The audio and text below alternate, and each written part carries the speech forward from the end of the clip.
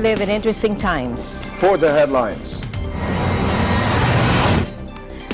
A towering, out-of-control cruise ship rammed into a dock and a tourist riverboat on a busy Venice canal, injuring 5 people. The gunman who attacked his colleagues at a Virginia Beach government office building resigned by email hours after the shooting, a city official said Sunday, as authorities sought a motive in the assault that killed 12 people.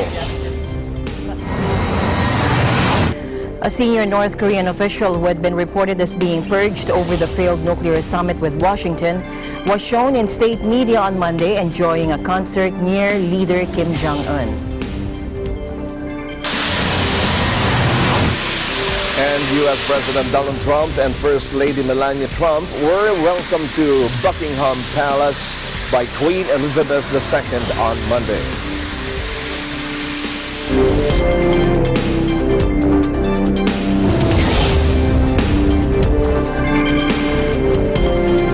I'm Alma Angeles, wherever you're watching from around the world. Thank you very much for joining us. We welcome our viewers here in the Philippines and around the world. Good evening, everyone. I'm Sam Cepeda. And now to the news.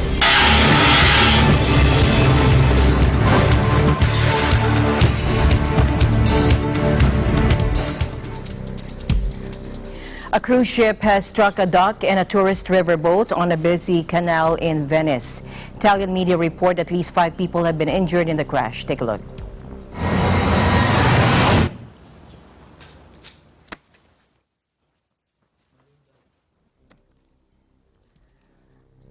The collision happened about 8:30 a.m. on Sunday morning on the Giricia Canal, a major thoroughfare that leads to St. Mark's Square in the northeastern Italian city.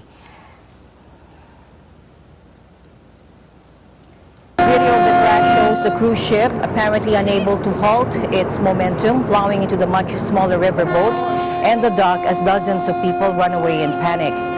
4 older female tourists were injured as they tried to run away as the cruise ship rammed the tourist boat.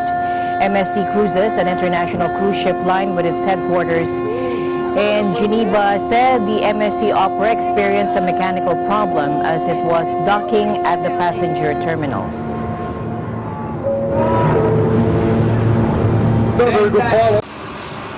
Ero nella mia terrazza, abito al 4º piano, vedo benissimo qui il canale della Giudecca e ho visto sta punta che si stava spaventosamente avvicinando verso di noi e io ho avuto la percezione che venisse qui, infatti è andata a incunearsi là, però proprio ho visto sto avvicinarsi, sto rumore assordante e i clacson che andavano. E è andata bene perché poteva andare molto molto meglio. Io credo che arrivasse fino a casa mia, dico la verità. Following the accident, Italy's transport minister said the collision proves that cruise ships shouldn't be allowed to pass down the Gideccia anymore. Local officials said 5 women aboard the riverboat were injured, and they said 1 was released immediately from a hospital while 4 others were advised to remain under medical care for a few days. Now, earlier, medical authorities said 4 of the women, an American, a New Zealander, and 2 Australians between the ages of 67 and 72, were injured falling or trying to run away when the cruise ship rammed into the river Countess. Venice is a tremendously popular site for both tourists and cruise ships, especially during the summer tourist season. The cruise ship's owner, MSC Cruises, said the vessel was about to dock at a passenger terminal in Venice when it had a mechanical problem. 2 tugboats guiding the cruise ship into Venice tried to stop the MSC Opera, but they were unable to prevent it from ramming into the riverboat. Well, we don't have to get off the boat. Hold on. Hold on. Shit. Hold on, it's going to hit the pier. Oh my God. Oh my God. Are you kidding me? Hungarian Water Management Authority said the river Danube's high water levels, which have stymied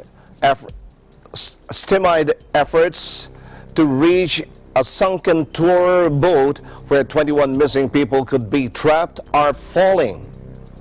The General Directorate of Water Management, Gabriela Ciclosi, said the river had fallen approximately 30 centimeters since midday on Saturday when it crested at 5.88 meters, or that's 19 feet and 3.5 inches.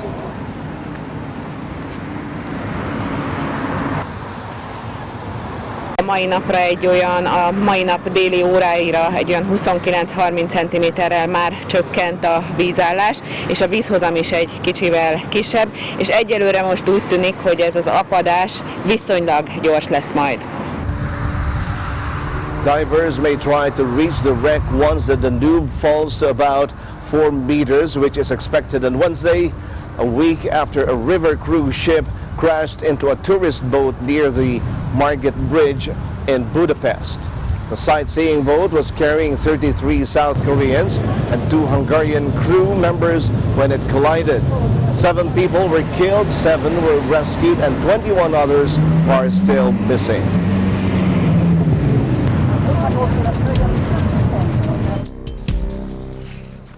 To the U.S. now, the suspected gunman in a Virginia Beach massacre in which 12 people were killed had notified a superior of his intention to resign. City Manager Dave Hansen said the perpetrator's performance was satisfactory and that he was an employee in good standing at the Virginia Beach City Department where he worked. Let's listen in. Yes, sir. Is there any chance that the shooter left his job voluntarily? Because one of his longtime colleagues said that he had put in his 2-week notice shortly before the shooting. Is that true? I got it. Okay, yes, sir. Yes. That's true. He was resigning? Yes. Can you confirm that his direct supervisor is among those who died, Richard Nettleton? He was not his immediate supervisor, but he was in the chain of command. Did you give any reason why he was resigning? Did you write a letter of resignation? We are determining where that letter is. And can you say when he submitted it? He notified his chain of command that morning. The morning, Friday. Yes. In person or by email? My understanding is he did that via email. He was not forced to resign? Negative.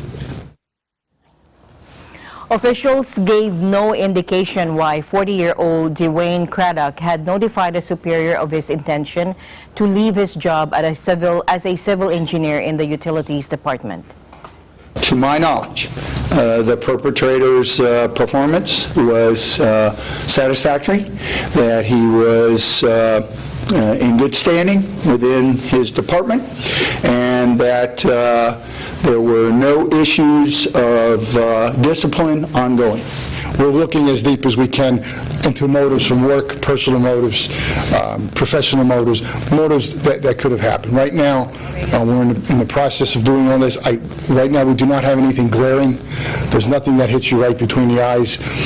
But we are working on it, and I will, because we're on TV all over the region, if anyone has any information on this particular individual, on a motive, on past experiences with him, let us know so we could put it all together.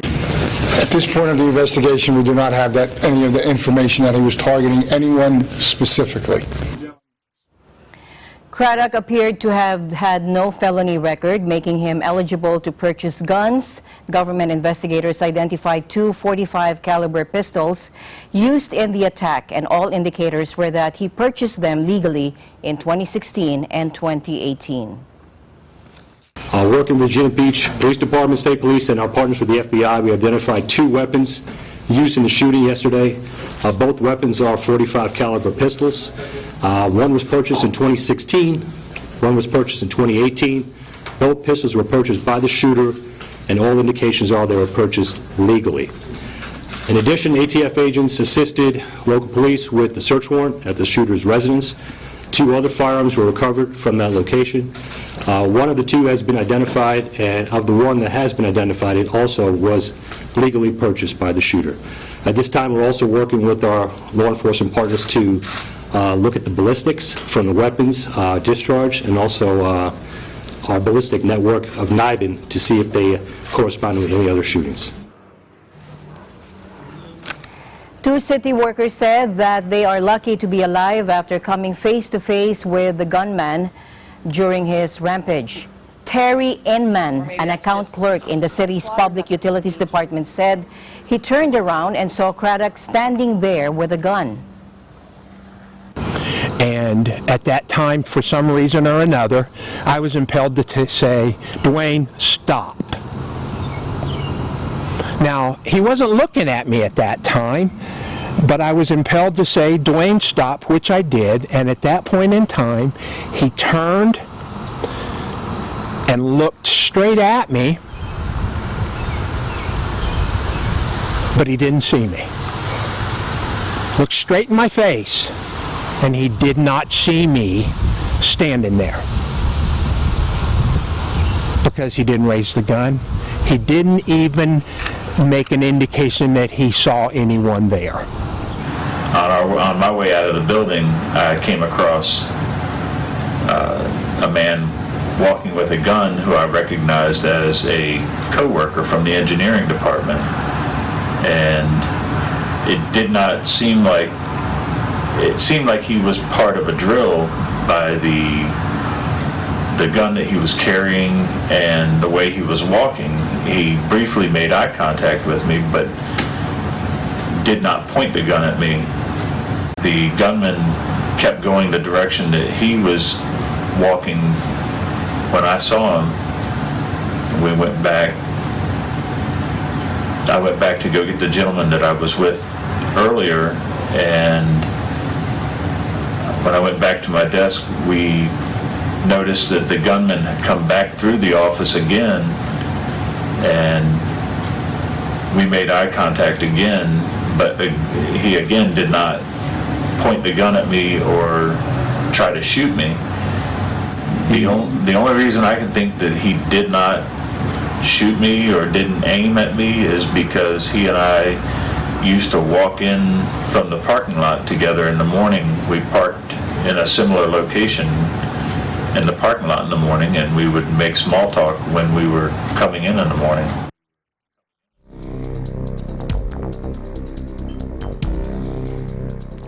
Meanwhile, Virginia government officials are working on restoring confidence in city after shooting tragedy. Authorities identified the gunman as Dwayne Craddock, who was employed as an engineer with the city's public utilities department. Our ABC correspondent there in Virginia, Sarah Nachman, was able to talk to Mayor Bobby Dreyer of Virginia Beach and Elaine Luria, a representative of the 2nd District of Virginia. This is Sarah Nachman reporting in Virginia Beach, Virginia. We just finished a press conference regarding the shooting that happened here Friday. Governor Northam visited local hospitals to speak with families and doctors, and he also thanked the doctors and the first responders for the great work that they did. So we were told today that the FBI has taken over the evidence, acquiring the evidence at the crime scenes. There are going to be 40 FBI agents working with Virginia Beach Police Forensics. They also said the honor guards and police are assigned to the victim families to help them through it, because they said that this is not going to be a short-term issue. This is going to take a long time, and those police officers and honor guards are there for them if they need the help. According to the ATF director, Sean Benedict, the special agent in charge, they uncovered two weapons. Two weapons were used at the crime scene, a .45 caliber purchased in 2016 and 2018 legally. And they also said two other firearms were discovered at the suspect's residence. They are also both purchased legally. And we spoke with the mayor of Virginia Beach and also Congresswoman Elaine Luria, and this is what they had to say. I think this is a tragic loss for the whole city and for the community, and what is very tragic about this is 12 people who went to work. It was late on a Friday afternoon, and they thought that they would be coming home. Their families were waiting for them. This is the first weekend, full weekend of summer, and it was close to the end of the day, but now we know that they'll never make it home. And it was very tragic, and there were people who responded in many ways to save more lives. Both the police officers who initially responded, one who took a bullet as well, but was saved by his protective vest. But I've also learned of stories of many people in the community who were in the building, who worked in the building, and barricaded themselves, co-workers, friends, behind closed doors, and got other people out of the line of fire. So I think over the next hours and days we'll learn hundreds of these stories of heroism within our community. And people are touched by this. It's I know the father of one of the people who was killed. Another friend of mine is very close friends to one of the people who was killed. And I think when you start asking around the community, I'm sure there's maybe even more connections I don't even know yet with those whose lives were lost in the building. And so, just knowing that this is going to touch so many people in the community in such a deep way, that we have to be resilient and grieve with these families, and then move forward at the appropriate time as a stronger community. With everybody demanding stricter gun laws, is there something that you, as a representative of the city, would like to present to the community? Well, I think it's a very broad discussion, and I think that we can't focus just on one thing, such as gun safety. I think it includes access to mental health, and I'm speculating.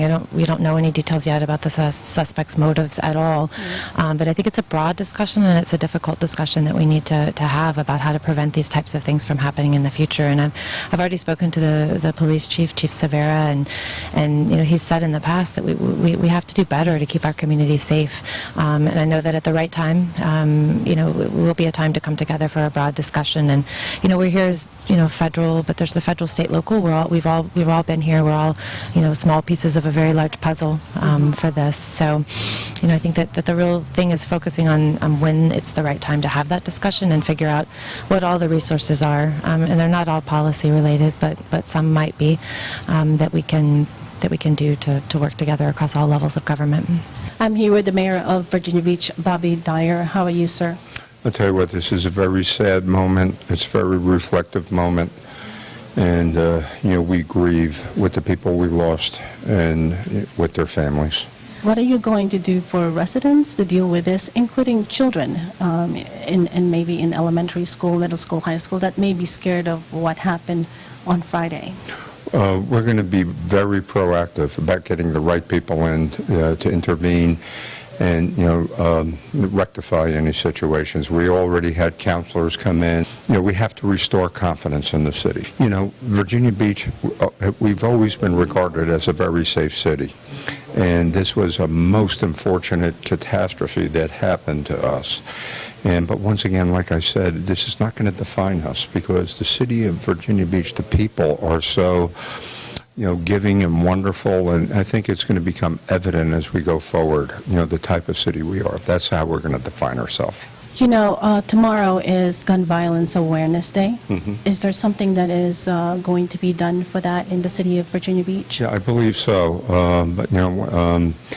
That's something that we have to really take seriously and, going forward. But I think we also have to have a situation, where people, start developing that mutual respect and dignity for each other and civility. And, sometimes that's lost in society today. And I think those are some of the traits that we have to restore. But, once again, I've been approached to work with, and I am going to, with gun safety advocates, and, that was something already in the works. The officer that was injured, according to the press release, the press conference today, the officer that was shot, he was released, treated, and he was released. He was shot, but he was wearing a bulletproof vest, and that saved his life. And they did say that he was released. The suspect co-workers were interviewed, but they are not sharing what information they gathered from the co-workers. They never said if the suspect went to work. They don't want to go into that details. The police officer in charge, the chief police officer, did say that the Virginia Beach Police recently trained with fire and EMT on an active shooter scenario. They trained them in close quarter battle with use of deadly force. This is Sarah Nachman reporting from Virginia Beach, Virginia, and I am 1 with 25. Thank you, Sarah, for all that information. Meanwhile, the community has reacted with sadness to the fatal shooting of the 12 people by a gunman who attacked his colleagues at a Virginia Beach government office building. Our ABC correspondent Heather Canlas was able to talk to them. Heather? June is Gun Awareness Month. Here in Virginia Beach, a day before this month started, a dozen lives were lost due to yet again another mass shooting. According to reports, 11 Virginia Beach employees and one contractor were those shot and killed by a disgruntled city engineer who also died after a gunfight with police.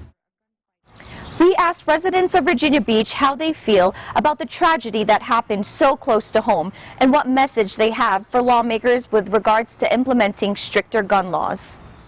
But maybe in this situation we could have more security, more law enforcement officers, maybe a metal detector to maybe as far as employees that come through, or unfortunately also in this situation it was a public building, so people are just coming and going, so it's very difficult to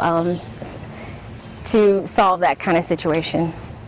Being in the backyard, especially here in Virginia, we have an open carry policy. I believe if everyone was just able to arm themselves, I believe there shouldn't be that many casualties. They should be able to protect themselves. I think mental health should be more of an issue when issuing out gun permits, that it should be a more stricter background check for allowing people to purchase and acquire guns. I think there should be more gun control. So yeah, I'm all for more stricter gun control. I'm not a gun owner, so I don't even know what the process of getting guns, and I hope that it'll be harder for people to get guns. Residents of the city held a vigil to remember the lives lost and to express support to the families they left behind. Reporting from Virginia Beach, I am Heather Canlas, and I am 1 with 25. Sudanese security forces move against a protest sit-in camp in the capital Monday, besieging the site, torching tents and clashing with activists, said witnesses and protest leaders. Gunfire and explosions were heard and smoke rose from the area. At least 5 people were killed and more than 200 wounded, many by gunfire, according to the doctors or to the Sudan Doctors Committee and a hospital doctor. Shams al-Din al-Kabashi, a spokesman for the council, said in televised remarks that the military was targeting an area near the sit-in site, considered problematic by the authorities because of alleged criminal activity. He said people from that area moved to the main protest site, leading to clashes. He did not say if the military's goal was to break up the entire sit-in camp. The military's move came after a weeks-long standoff with protesters seeking a speedy transition to civilian rule following the April ouster of the longtime strongman Omar al-Bashir. Tens of thousands of protesters have been camped since April 6 outside the military's headquarters, the epicenter of Sudan's uprising that led to the military overthrow of al-Bashir.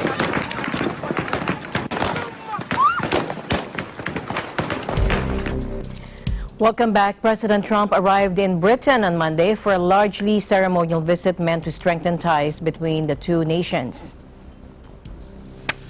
But the trip was immediately at risk of being overshadowed by Brexit turmoil at a political feud with London's mayor. Take a look.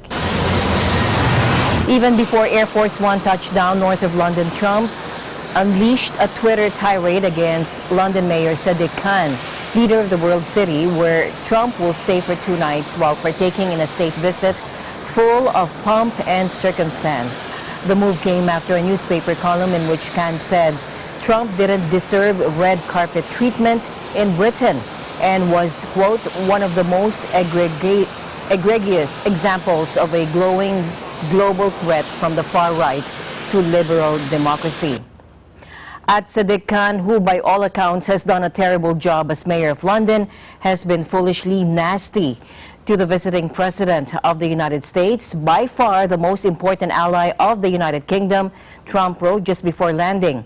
He is a stone-cold loser who should focus on crime in London, not me. Khan supporters have previously accused Trump of being a racist against London's first Muslim mayor. But Trump's visit also comes at a fraught time in British politics, with Prime Minister Theresa May stepping down as a leader of the Conservative Party on June 7 over the country's Brexit turmoil. Lawmakers in Parliament have repeatedly rejected May's Brexit divorce deal with the EU. Trump will meet with May, but Monday's focus will be on elaborate ceremonies honoring the president, and it begins with Queen Elizabeth II holding a grand welcoming ceremony at Buckingham Palace, moves on to a formal tea with Prince Charles, and ends with a sumptuous state banquet Monday night.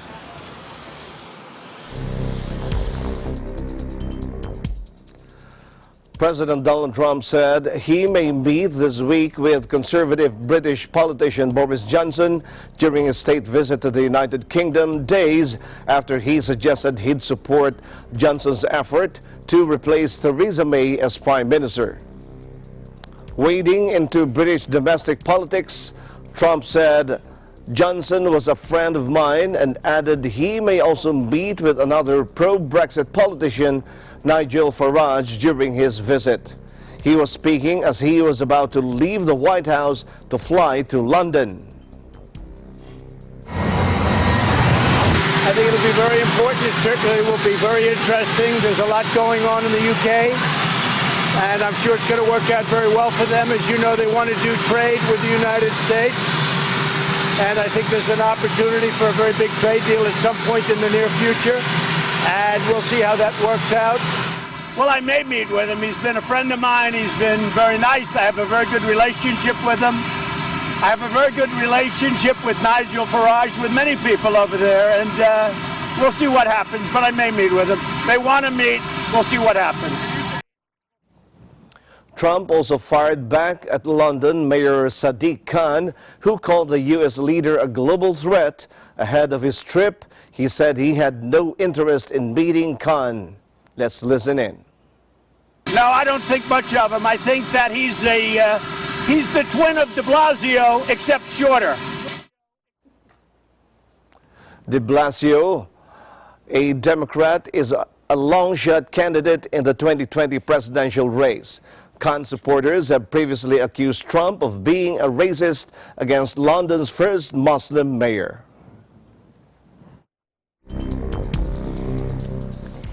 Meanwhile, British Foreign Secretary Jeremy Hunt said the UK was going to put on a fantastic show for visiting U.S. President Trump.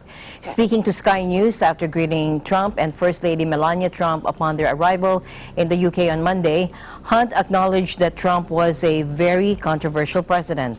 Take a look. We're going to put on a fantastic show for him this week because America's our closest ally, and we want to celebrate an amazing partnership between our two countries. But he is a very controversial president, and we've all got used to that over the last 2 years, and there are no visits from President Trump that don't have unexpected moments. But this visit is also about something else, because 75 years ago, we had more than a million American troops on British soil, all prepared to risk their lives to defend our freedom. And we are celebrating that, and it's that great partnership between Britain and America, not just in the Second World War, but actually since then, where we've got an international order which has probably been the most successful there's ever been in terms of securing peace and prosperity. And Britain and America have been right at the heart of that. So this is also about celebrating those shared values. He also said that while he himself disagreed with Trump on certain issues, he described the Labour Party and senior politicians' boycott of Trump's state banquet later on Monday as virtue signaling. What is really inappropriate is for anyone to boycott a visit by the President of the United States. By the way, this is a state visit. This is not a political visit. He's being hosted by Her Majesty the Queen, to mark the great friendship between our two countries. It's not about party politics. And, you know, for the Labour Party to be boycotting this visit on the grounds of sexism and racism on a day where in the newspapers their candidate in the Peterborough by-election is being accused of liking an anti-Semitic post on Facebook, when they're being accused of turning a blind eye to terrible behaviour in the Labour Party HQ, shows that I'm afraid this is about virtue signalling on Labour's side. This is not about any position of principle. And really and truly, I think British people are going to be looking at this and saying, you know, when the President of the United States, our closest ally, comes to the UK on a state visit, we should be making him feel incredibly welcome on this, the 70th anniversary of D-Day. When asked whether he wanted Trump to endorse his candidate for leadership of the Conservative Party, he said his odds were better than former Foreign Secretary Boris Johnson's. In an interview just hours before Air Force One touchdown in the UK, Trump said he thought Johnson would do a very good job as Britain's next leader. Well, if you'd asked me about that, I'd have said that Boris Johnson has much shorter odds at Ladbrokes than I do, so if he really wants to make money, it has to be Hunt. Now, much of Trump's visit will be given over to social events and to the D-Day commemorations, but some serious topics are to be discussed, including the Trump administration's determined effort to prevent Britain from relying on Chinese tech giant Huawei to build parts of its 5G communications network. Well, we will make our decision on the British national interest. We listen very carefully to our allies, especially the United States, and we'd never do anything that compromised our ability to share intelligence with them. We take all these factors into account, and then we'll make the right decision for the UK.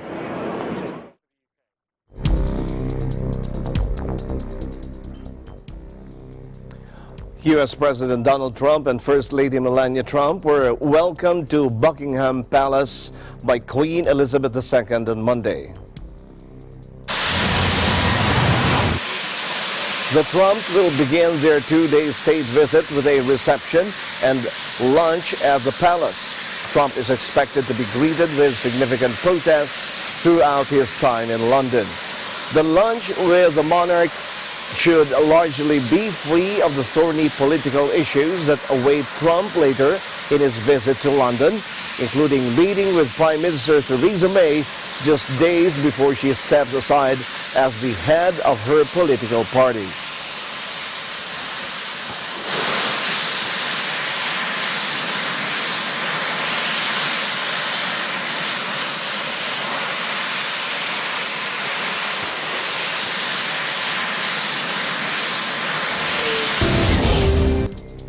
A senior North Korean official who had been reported as purged over the failed nuclear summit with Washington was shown in state media on Monday enjoying a concert near leader Kim Jong-un. Take a look. North Korean state media on Monday showed Kim Yong-chol sitting 5 seats away from a clapping Kim Jong-un in the same row along with other top officials during a musical performance by the wives of Korean People's Army officers. Kim Yong-chol has been North Korea's top nuclear negotiator and the counterpart of U.S. Secretary of State Mike Pompeo since Kim Jong-un entered nuclear talks with the U.S. early last year. He traveled to Washington and met U.S. President Trump twice before Kim's 2 summits with Trump. Negotiations between Washington and Pyongyang have been at a standstill since February when the second summit between Trump and Kim broke down over what the U.S. described as excessive North Korean demands for sanctions relief in exchange for only a partial surrender of its nuclear capabilities. South Korean newspaper Chosun Ilbo last week cited an unidentified source to report that Kim Yong-chol had been sentenced to hard labor and ideological re-education over the failed summit in Hanoi. The newspaper also reported that senior envoy Kim Yok-chol, who was involved in pre-summit working-level talks with American officials, was executed with 4 other officials from the North's foreign ministry for betraying Kim Jong-un after being won over by the United States.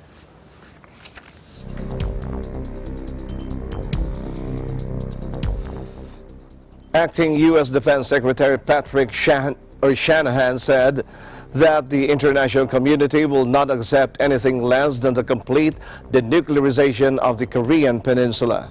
In a meeting with his South Korean counterpart Jong Kyung-do, Shanahan also said the U.S. is firmly committed to the enforcement of all UN sanctions against North Korea until it complies with international obligations. Hopeful that the North Koreans will engage productively through diplomatic channels to resolve our concerns. We notice with appreciation your country's efforts to provide aid to those suffering from crippling drought in the north. Our forces are ready.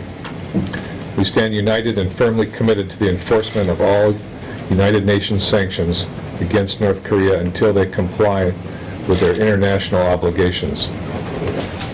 앞으로 한반도의 완전한 비핵화 대화 여건을 촉진시키고 굳건한 연합방위 태세를 유지하기 위한 국방 당국 간의 그런 전략적 소통이 어느 때보다도 중요한 시점에 양국 국방장관이 한자리에 앉아 대화를 나누게 된 것은 매우 시적절하다고 생각하고 있습니다. This is the first time Shanahan has visited South Korea as acting defense secretary. The two ministers took part in the U.S., South Korean, Japan trilateral security talks on Sunday. Shanahan's visit to Seoul comes as the U.S. and partners in the region weigh how to respond to missile tests conducted last month by North Korea.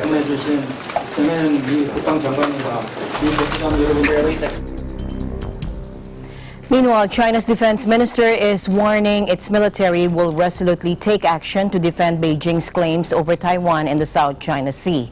Speaking at an annual security conference in Singapore, Wei Fengge said this. Take a look. 中国军队始终牢记祖国的神圣领土一寸不能丢，别人的东西一分一毫也不要。 中国军队不惹事，但也不怕事。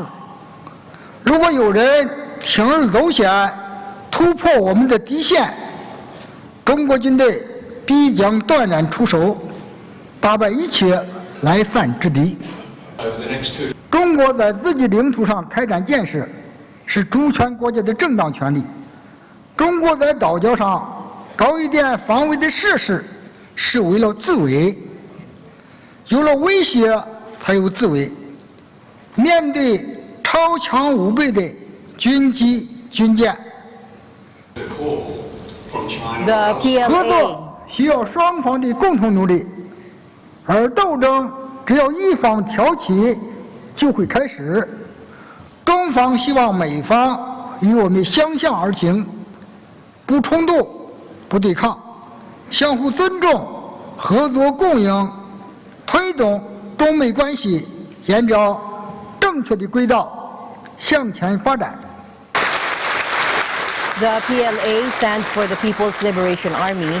The general defended China's right to build limited defense facilities in the contested South China Sea, where its sweeping claims are challenged by several smaller neighbors. On Saturday, U.S. Acting Defense Secretary Patrick Shanahan told the same gathering that China's efforts to militarize man-made outposts in the South China Sea are a toolkit of coercion, saying activities by Beijing the U.S. perceives as hostile must end. No one nation can or should dominate the Indo-Pacific. Competition does not mean conflict. Competition is not to be feared. We should welcome it, provided that everyone plays by internationally established rules. The Indo-Pacific is our priority theater. We are where we belong. We are investing in this region. We are investing in you and with you. I won't apologize, for the way I framed some of my remarks, but we're not going to ignore Chinese behavior. Okay? I think in the past people have kind of tiptoed around that. It's not about being confrontational, it's about being open and having a dialogue.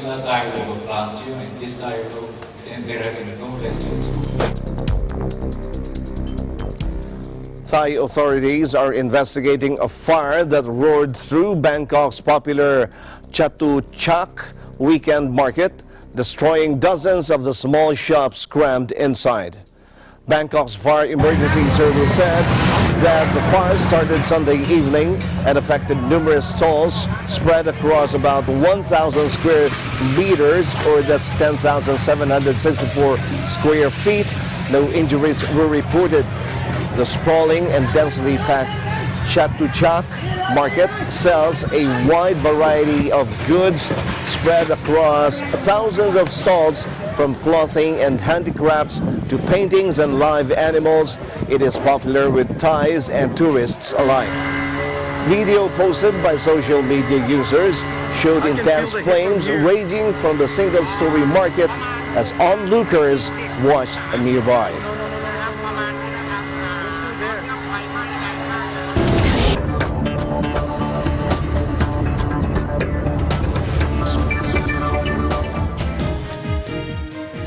Welcome back. China issued a report blaming the United States for a trade dispute and said it won't back down on major issues of principle, but offered no clarification about what additional steps it will take. The statement from the cabinet spokesman's office said that China has kept its word throughout 11 rounds of talks and will honor its commitments if a trade agreement is reached. It accused the U.S. of backtracking 3 times over the course of the talks by introducing new tariffs and other conditions beyond what was agreed on.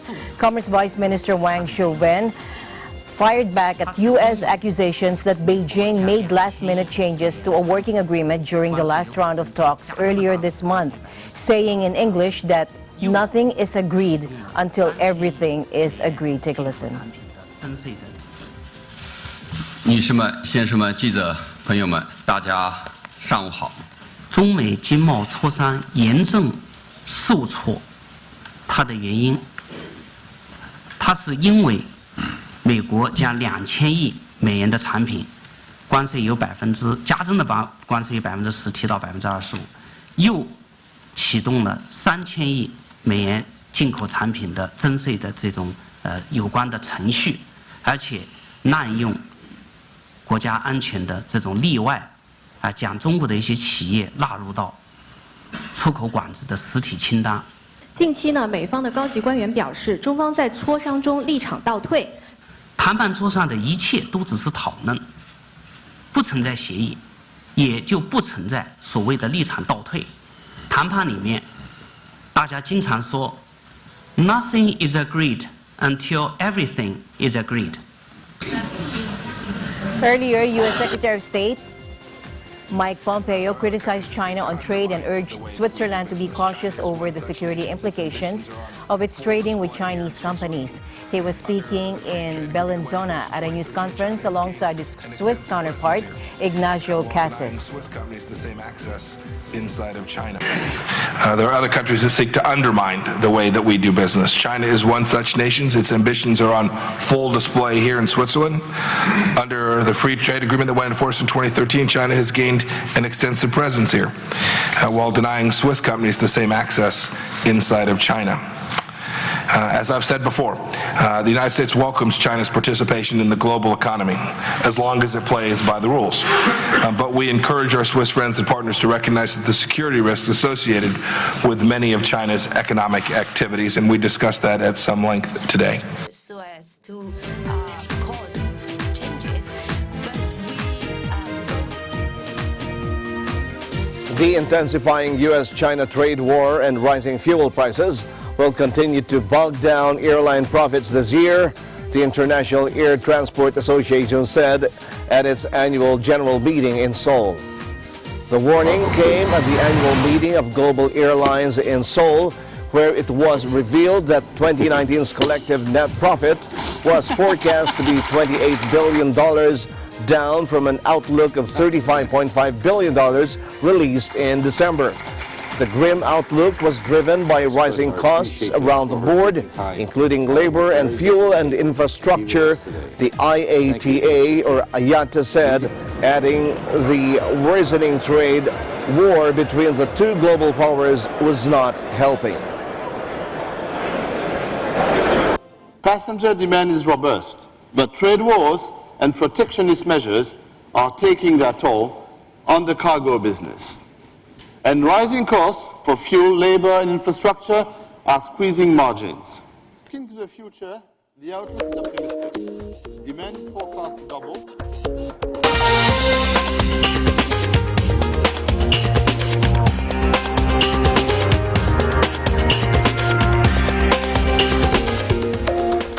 Temperatures past 50 degrees Celsius or 122 degrees Fahrenheit in northern India as an unrelenting heat wave triggered warnings of water shortages and heat stroke. Take a look. The weather department said the thermometer hit 50.6 degrees Celsius or 123 degrees Fahrenheit in the Rajasthan desert city of Churu on Saturday. All of Rajasthan suffered in severe heat, with several cities hitting maximum temperatures above 47 degrees Celsius. In May of 2016, Palodi in Rajasthan recorded India's highest ever temperature of 51 degrees Celsius or 123.8 degrees Fahrenheit.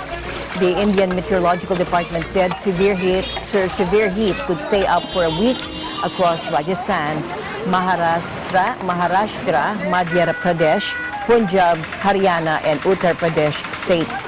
Several deaths from the heat stroke have already been recorded.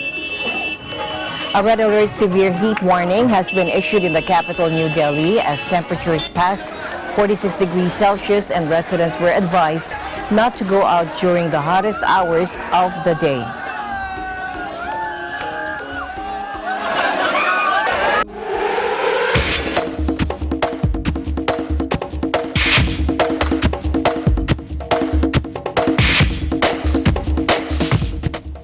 And here's Giancarlo Matera to give us an update on English football. Gian? Hello, I'm Giancarlo Matera, reporting on the sports news this week. In a historic week for the English Football League, for the first time ever, both European Cups were contested by teams from the same country. Firstly, on Wednesday, Chelsea took on Arsenal in the Europa League final, with Chelsea winning the game impressively 4-1, with 2 goals from their star player Eden Hazard, in what could be the Belgian footballer's last game for the club. And then on Saturday, Liverpool took on Tottenham Hotspurs for the Champions League final. Liverpool were going for their 6th title, whereas Tottenham, they were trying to win the Champions League for the first time in their history. After 1 minute of the game, Liverpool took the lead with a penalty scored by Mo Salah, and Tottenham were unable to recover. Therefore, Liverpool were crowned once again champions of Europe. Congratulations to Chelsea and Liverpool on ending the football season on a great success. I'm Giancarlo Matera, reporting for Eagle News International, and I am 1 with 25.